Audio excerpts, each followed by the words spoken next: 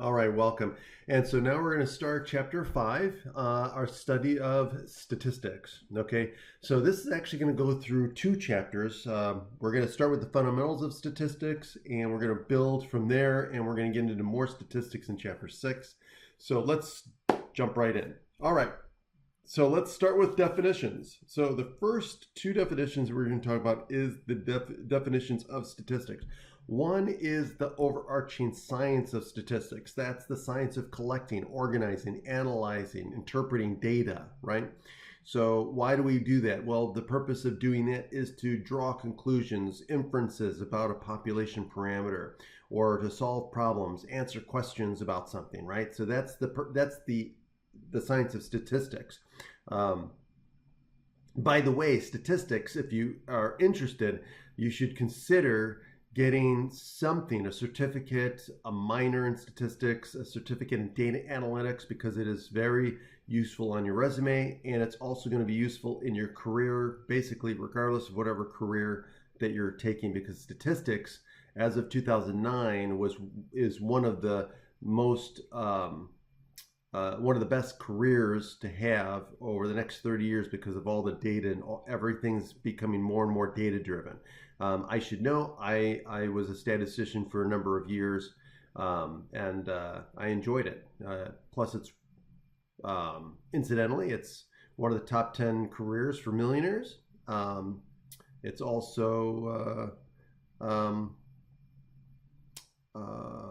what's the other thing I was going to say? Top 10 careers. Oh yeah, like I said, it's going to be around for the next 30 to 40 years, if probably longer. But anyway, I digress.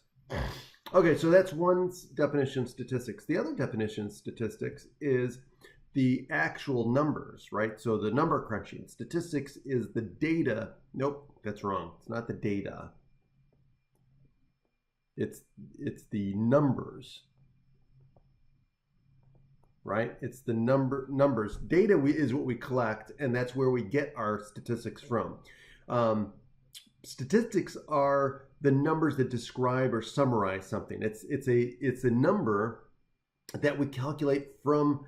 It's the number that we calculate that describes a certain characteristic of a population, to be specific. Okay, so that's the definition. Those are the two definitions of statistics. One is the overarching science, right, of where we collect data, we organize data, we analyze data, we interpret data, we use graphs, summarize data, and for what? To answer questions, solve problems, and describe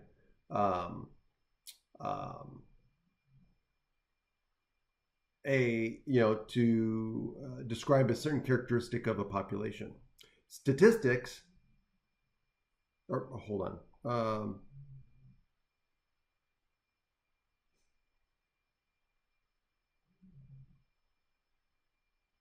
Or to draw a conclusion about a population is what I meant to say. And then statistics are the numbers that we calculate that describe a certain characteristic of a sample. Okay, now population. Population is the entire group of subjects or objects that are under study, okay, based on whatever it is that what the question is, right? What you're trying to glean. So a population is in a statistical study is the complete set of people or things that are being studied, okay? The sample is a subset of the population. Very simple. That's what it is. Okay. So you have your population, which is the entire group of things or objects or subjects that are under study. And then a subset of that we would call a sample. And then the parameters, right? Parameters come from populations. Parameters are the specific numbers that we're trying to figure out, right? So parameters are usually unknown and fixed. Okay, or fixed for long periods of time. Okay, and so these are numbers that describe a particular characteristic of a population. So that's the definition of parameter. Parameters are numbers that describe a particular characteristic of a population. Okay, so parameters always come from populations. They're usually fixed, and are usually unknown, okay? And then, of course, statistics come from samples. So statistics are the numbers that we calculate that describe a particular characteristic of the sample. Now, typically, when we take a sample, we usually are interested in calculating the same number that we're trying to target or estimate from the population, right? So those are always usually the same, 99.9%, well, all the time, I would say. Otherwise, there'd be no point that I see. But anyway, statistics come from samples. They are the numeric values that we calculate that describe a particular characteristic of the sample. We use those sample statistics to try to estimate the unknown parameter in the corresponding population. Okay, so that's the relationship between parameters and statistics. Okay, here's an example. So we have this agriculture inspectors, right? So the agriculture inspectors for Jefferson County measure the levels of residue from 3 common pesticides on 25 ears of corn from each of the 104 corn producing farms in the county. So what we want to do is we want to take this information, we want to, from this, what they're telling us, we want to describe what the population is, the sample, the parameter, and the statistics. Okay, so first, in this example, what is the population? So remember, the population is everything that's under study, okay? So in this case, what's being studied?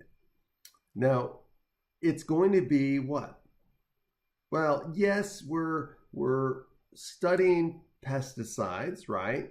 But what is the subjects that we're studying, right? We're looking at pesticides, but what is the subjects or things that we're studying? And that would be the ears of corn. And to get an idea, remember what I said, samples come from populations, right? So what are we drawing our sample from? Okay, maybe it's useful to even think about, okay, well, what's the sample first, right?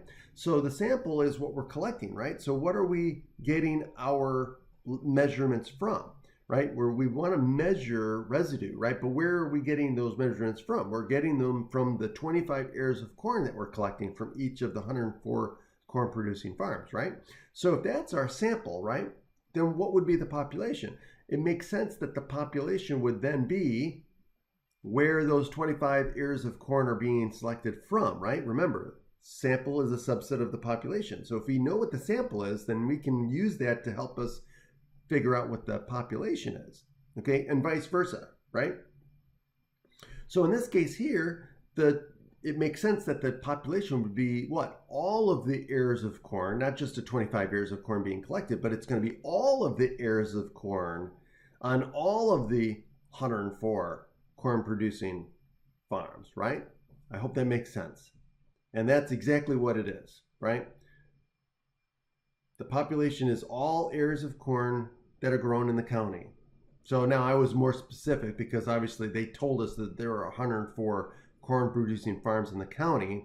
So it makes sense that it's going to be all of the ears of corn that are produced on, that are on all of the 104 corn producing farms. Okay, but again, either one is fine.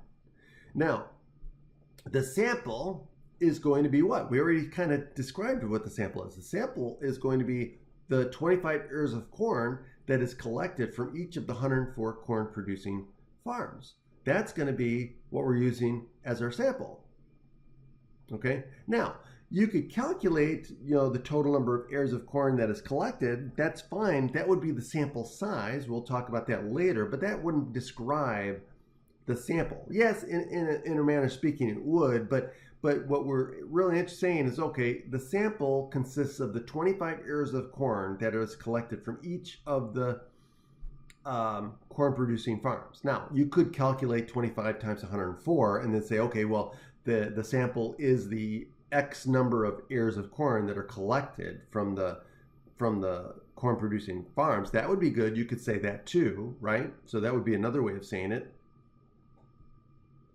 Now, parameters. Now, remember, parameters are the numbers that we're trying to ascertain, the number that we're trying to target, right? So what are we interested in? What are the inspectors interested in? They're interested in the average levels of those 3 pesticides. That average is the parameter, right? What are they interested in figuring out? They're interested in figuring out the average levels of the 3 pesticides. That's your parameter of interest. The parameter is what you're trying to figure out from the population, right? And so in this case, the parameter is the average levels of the 3 pesticides of all the corn grown in the county. So remember, it comes from the population. So it's the numerical value that describes a particular characteristic of the population. So in this case here, the number, right, is the average, and it's the average of what? It's the average of the population. So it's a numerical value that describes a particular characteristic, the average of the population. So in this case, the parameter is the average levels of the 3 pesticides of all the corn grown in the county. Okay. Now notice how the difference is when we talk about statistic. It's a slight difference when we describe the statistic. So the statistic is also the average, but it's the average levels of the 3 pesticides, not of the whole population, not of all the corn grown in the county, but of the sample, the corn in the sample. That's the difference. So they're very close in words, but again, one's coming from the population, the other one's coming from the sample, but they both are an average. One is the population average, the other one is the sample average. Okay. Basic steps in a statistical study. 1, state the goal of your study. Okay. Got to make sure you state the goal of the study. What is your goal? Where are you going? What are you trying to do? 2, choose a representative sample from the population. That's going to be very important.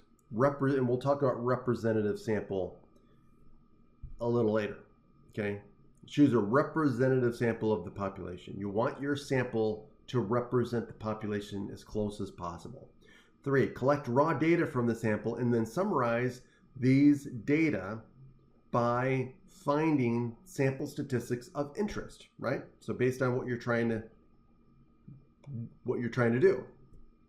4, use sample statistics to infer the population parameters. Remember, that's what we want to do. We want to try to infer or to conclude something about the population parameters. And then draw your conclusions. So here's a flow chart. Okay.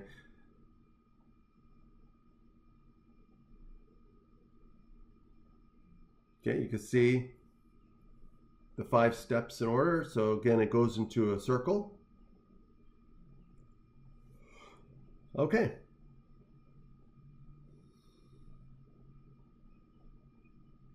All right, so here's another example. It says each month the U.S. Labor Department surveys 60,000 households to determine characteristics of the U.S. workforce. One population parameter of interest is the U.S. unemployment rate. So this is something that's a parameter that we're always, typically interested in, trying to figure out what it is. And it's defined as the percentage of people who are unemployed among all those who either are employed or actively seeking employment. So this does not count people that are just not looking for employment. Okay, so those people do not get into the population.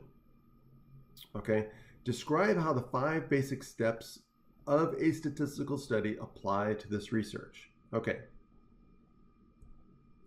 Oops. So step 1, the goal of the research is to learn about the unemployment or employment rate within the population of all Americans, right? So that's the goal, who are either employed or actively seeking employment. So they're very good goal. So it's very specific. There's no ambiguity here. It's very clear what the goal of the research is, right? To determine what the unemployment rate is within the population of all Americans who are either seeking work or actively working. 2, the Labor Department chooses a sample consisting of 3 people employed. or seeking employment, 60,000 households. So they took 60,000 households, that's the sample, from all of the people who make up the group of people who are employed or looking for work. 3, the Labor Department asks questions of the people in the sample, and their responses constitute the raw data for the research. The department then consolidates these data into sample statistics, such as the percentage of people in the sample who are unemployed.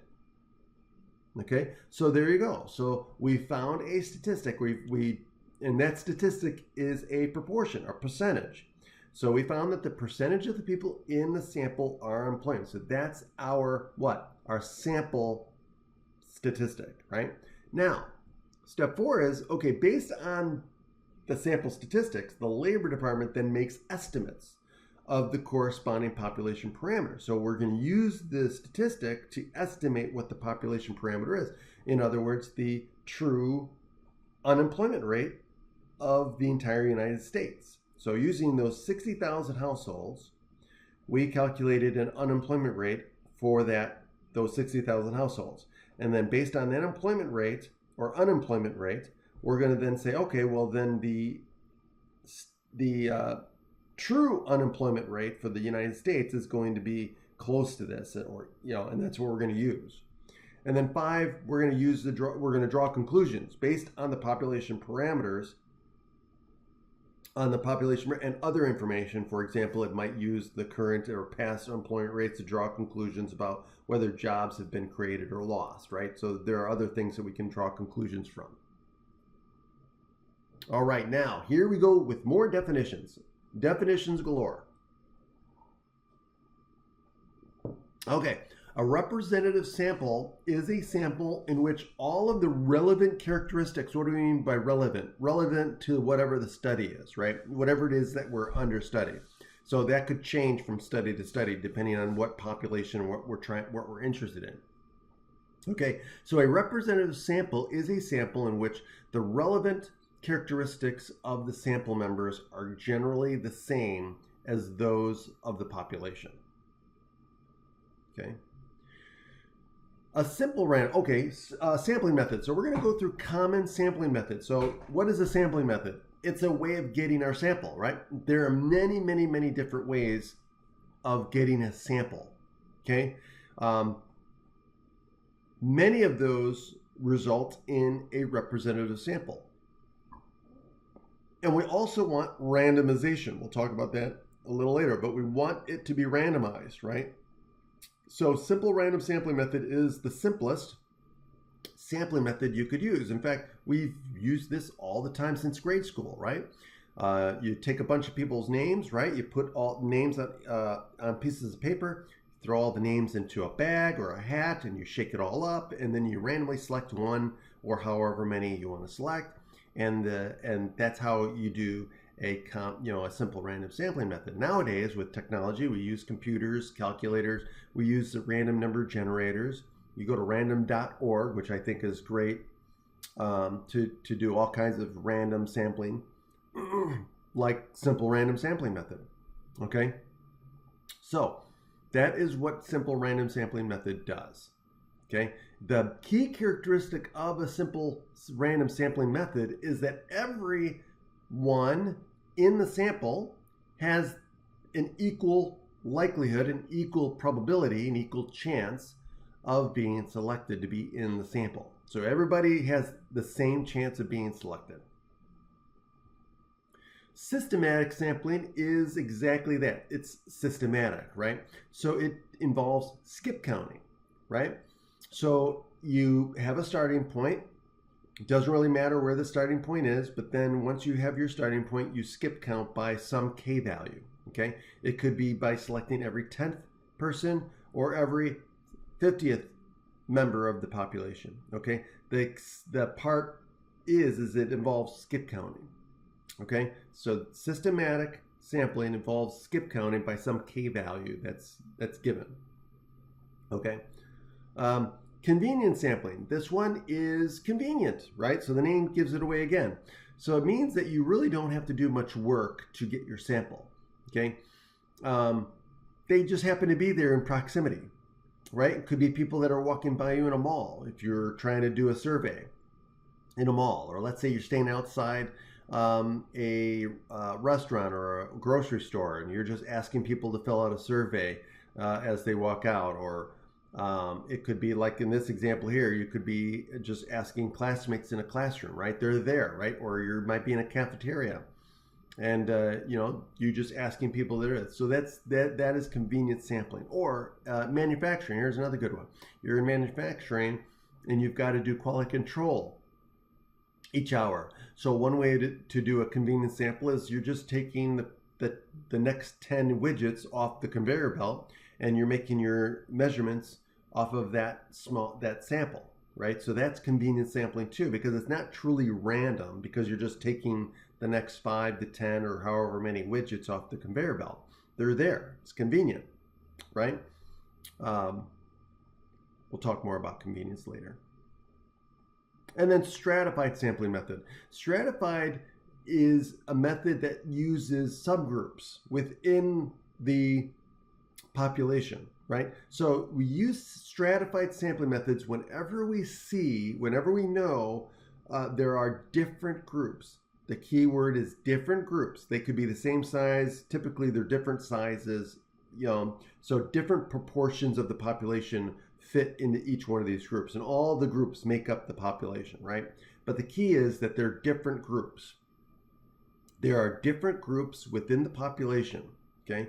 So whenever there's different groups within the population, we want to use stratified sampling method, the different groups, right? And what do we mean by different?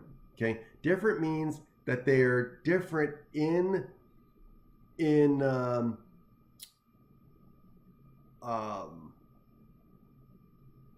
they're different in the characteristics that we're interested in knowing more about, right? So let's say well,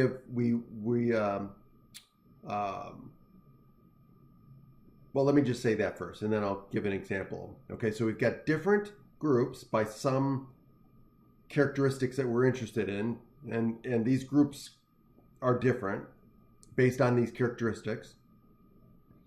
And so what we want to do is we don't want to do we want to do stratified. Stratified means layers, right? Your strata, right? So that's where the whole idea, if we have different groups, those are like strata, right? If we were to separate the population into different strata by those different groups, that's where the stratified comes from. Okay, so a little connection there for you to remember. So anytime we have different groups in the population under study, then we want to stratify them, right? And we want to take a sample of each of the strata, right? So each of them we're going to sample from, right? So, and then once we sample from each of the strata, then we're going to put all of those subsamples, if you will, put them all together for our sample. Okay, so stratified sampling means that we're going to sample from each of the different groups and pool all those subsamples together to get our sample. Okay, so here's pictures to help you connect what's going on.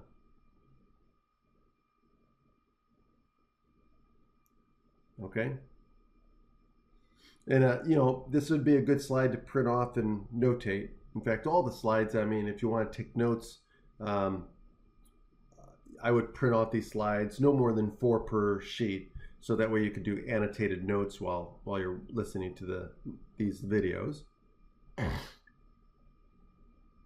Okay, so example 3, here we go.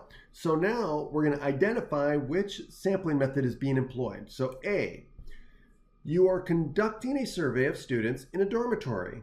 You choose your sample by knocking on the door of every 10th room. Okay, so now here's the thing. We're skip counting here, right?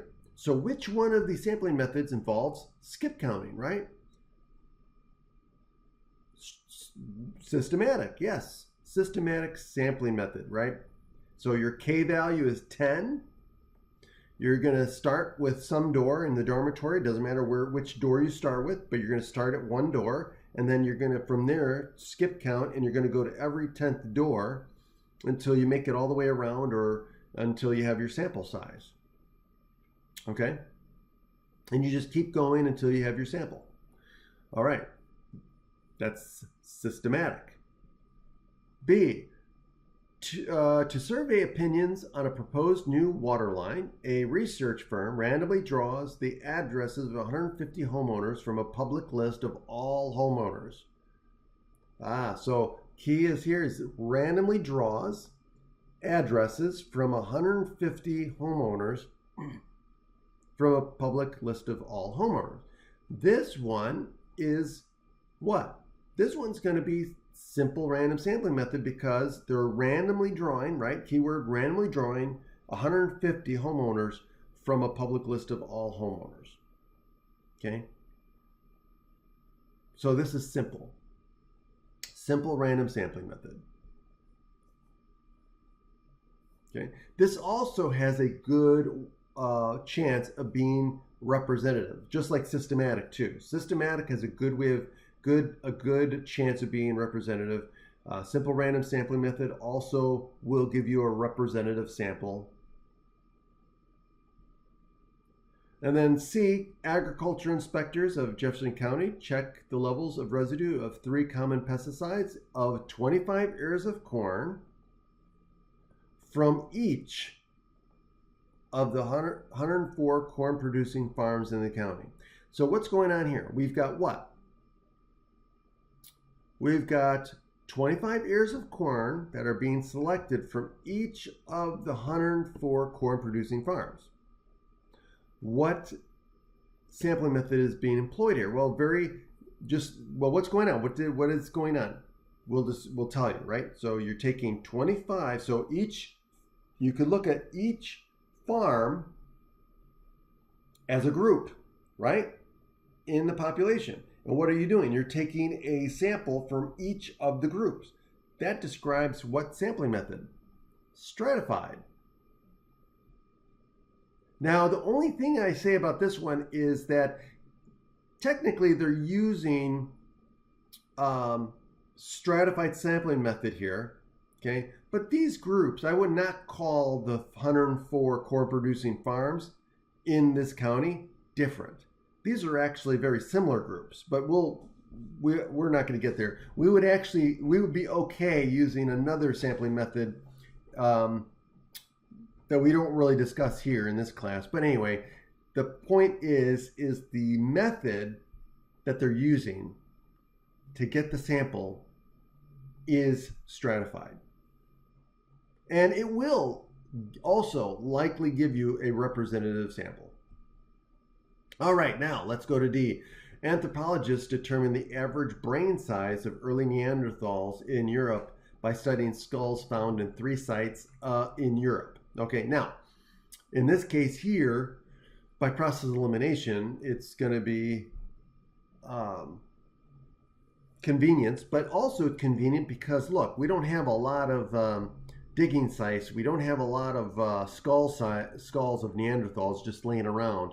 Right, so we find them, right? We discover them, okay? So it's convenient because we have to use what we have here. It's not like we can do a random sampling method of different skull sizes for Neanderthals. They're just not laying around all over the place, right?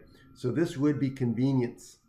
Okay, now, the other thing too is whether this is a representative sample. Typically, convenience sampling method will not give you a representative sample unless it's a large sample size. Okay. Now, in this case here, it is reasonable to assume that these skulls are representative of a larger population. I'm not sure. I'm not sure why they would say that, but that's what they're saying. I don't know. But again, we only have 3 digging sites, very small sample. But anyway, that's my 2 cents. Okay, definition of bias. Okay, so a statistical study suffers from bias if its design or conduct tends to favor certain results. Okay, so it could be biased because you're using the wrong experimental design, right? So the wrong experimental design could lead to a biased sample. Okay, also sample the sampling method used could also end up with a biased sample. For example, convenience sampling typically does not give a representative sample. If you do not have a representative sample, you suffer from bias, period. Okay? If you have bias in your sample, then you're done. All results coming from a biased sample are garbage, unreliable. So if you find out, or you're reading a study and you realize, hey, the sampling method that they're using here does not typically will not give a representative sample, then right then and there, any results that you read that are based on this study are unreliable and untrustworthy. Okay. Oop, did I skip something? Hold on. Okay, good. Okay. Okay, types of statistical studies. So one type of statistical study that we're going to study is or look at is observational study. An observational study is a study in which the researcher observes, right, or measure characteristics of a sample, but do not attempt to influence or manipulate or modify these characteristics. They're just observing, right? So there's no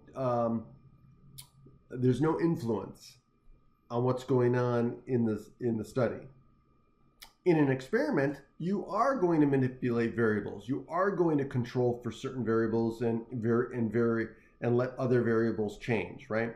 So in an experiment, you do apply a treatment, what we call a treatment, or it could be multiple treatments, to all of the sample members, and then you observe the effects of the treatment on the different treatment groups, right? So in an experiment, you are manipulating variables, right? You are modifying things, changing things. You are influencing things. Okay, now in an experiment, you have treatment groups, right? So you could have one treatment group or you could have multiple treatment groups, okay? In an experiment, this group is the group of sample members who receive a treatment, whatever quote unquote that treatment is, right? It could be an exercise program, it could be a drug, it could be anything, right? But they're getting whatever it is that the treatment is. Okay. The control group is in the experiment is the group that doesn't get anything. They're just basically left alone. They're getting a placebo, right? We'll talk about placebo in a moment. But they're the ones that do not receive the treatment. Okay. They're either on they're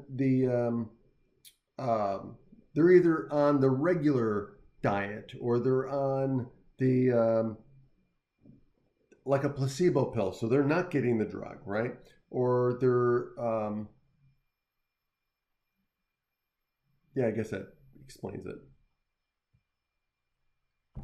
Okay, now it's important that for the treatment and control groups to be selected randomly and to be alike in all characteristics for the study, except for the treatment, right? So you want both groups to be as similar as possible, except for what you're changing between the control group and the treatment. So whatever the treatment is, that's the only difference you want to see in both groups. All right, now placebo. Now a placebo is how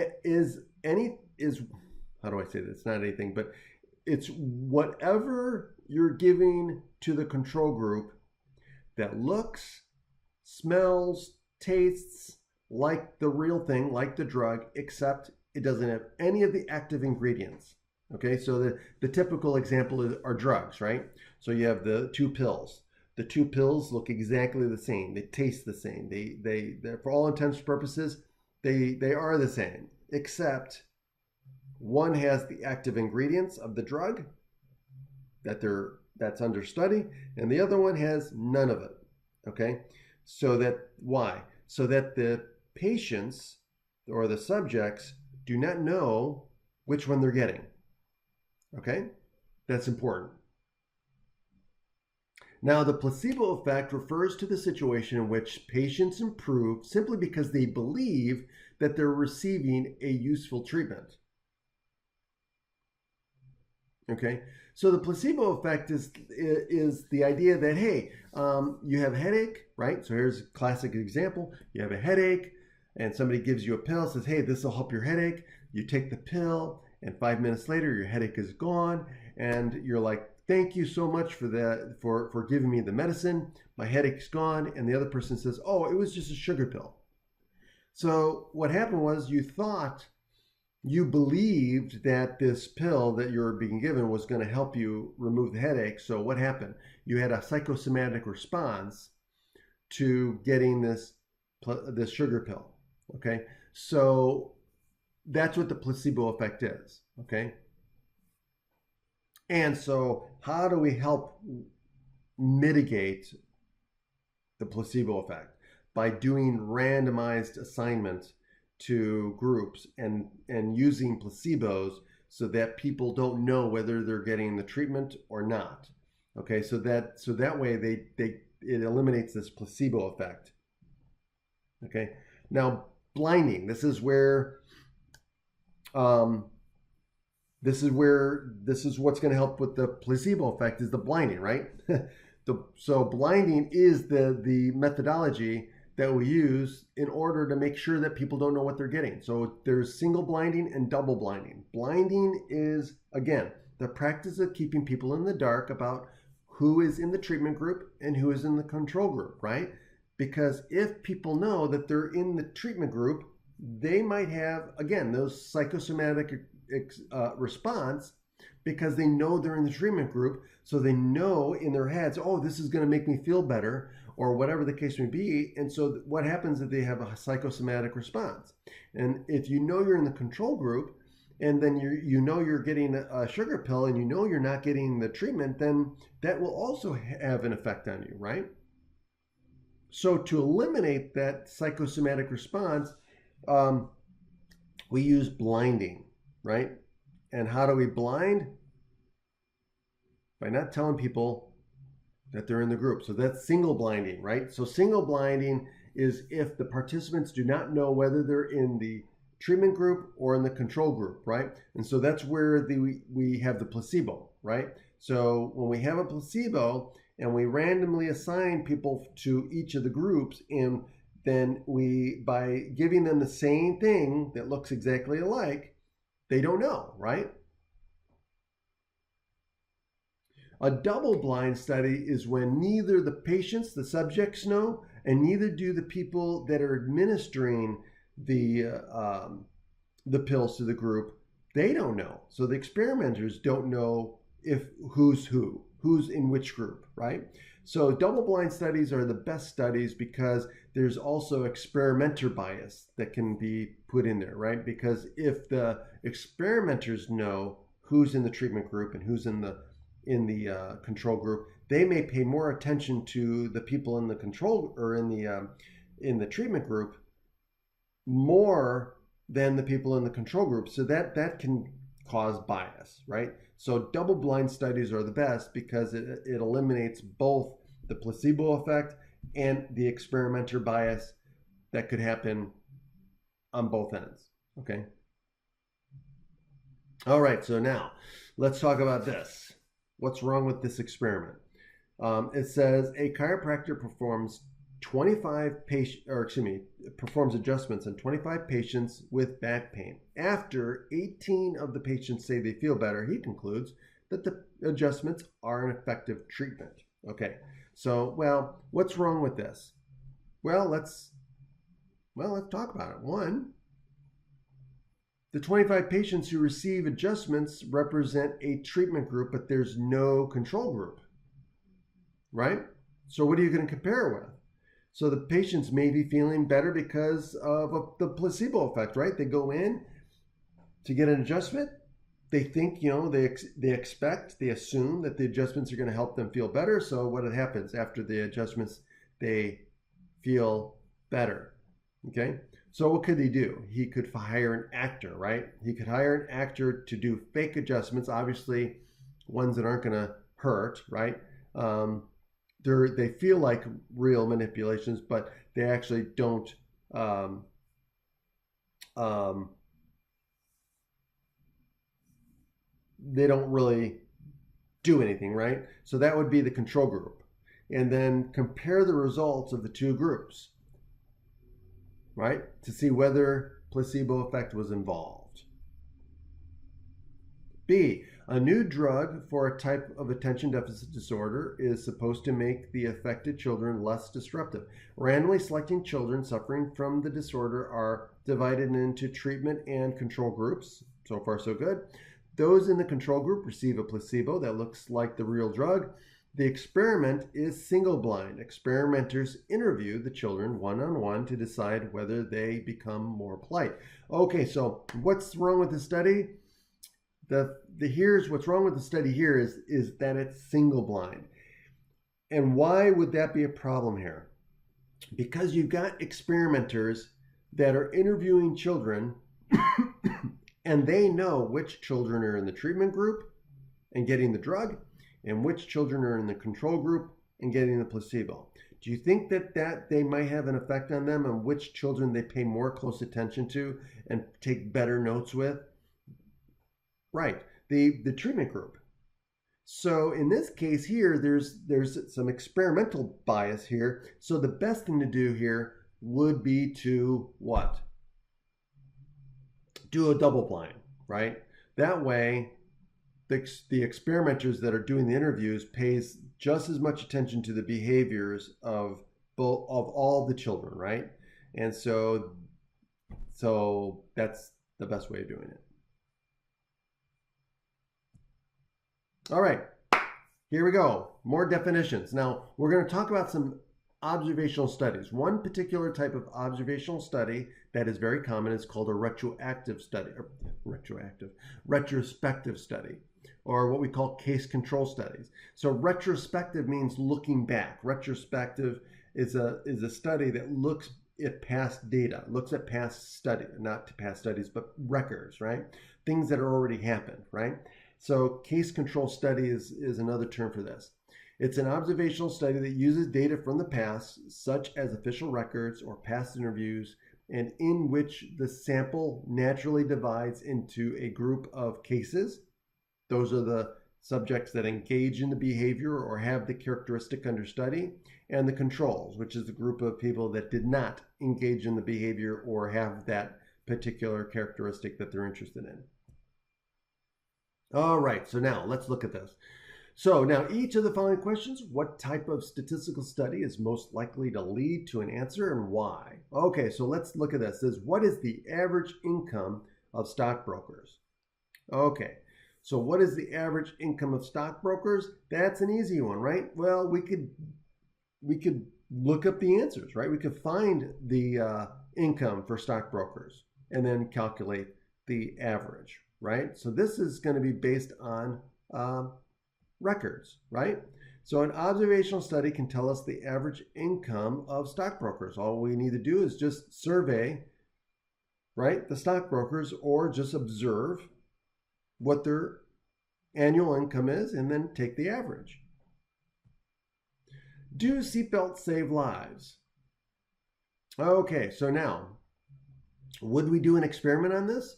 Would we randomly select people to drive without a seatbelt and randomly select them and assign them to one group and assign a bunch of people to another group where they do wear their seatbelts and then see if who dies in car accidents and who doesn't? No, of course not. We wouldn't do that. So it would be unethical to do an experiment in this situation.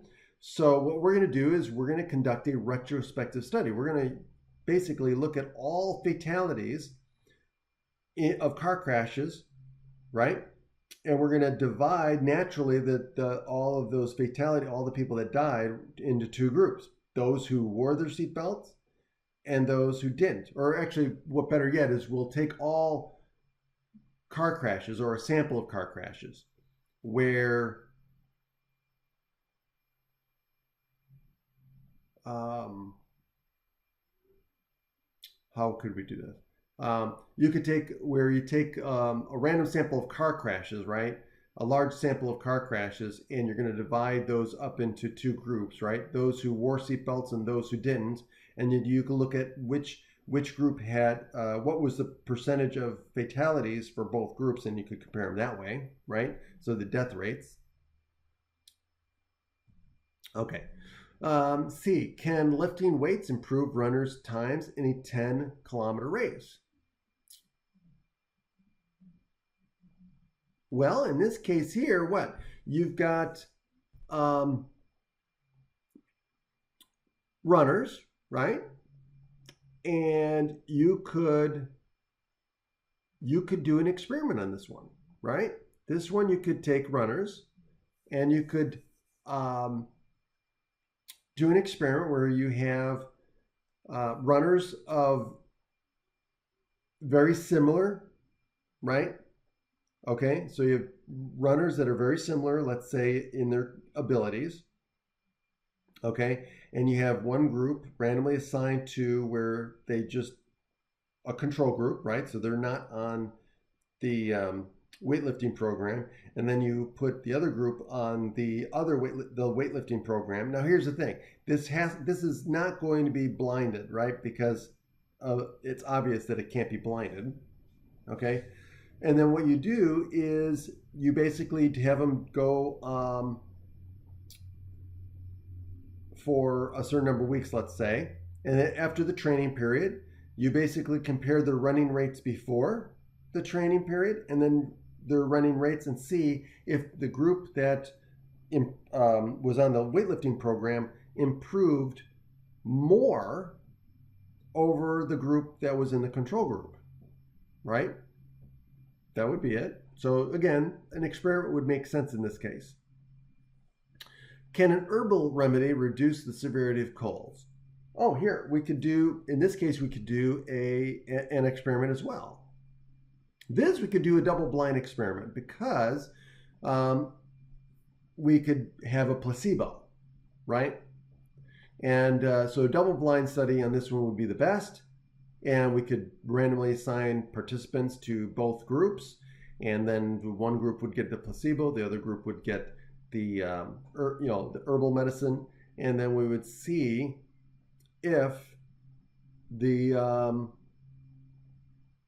if indeed the severity of the cold was significantly lessened or mitigated by the herbal medicine, right?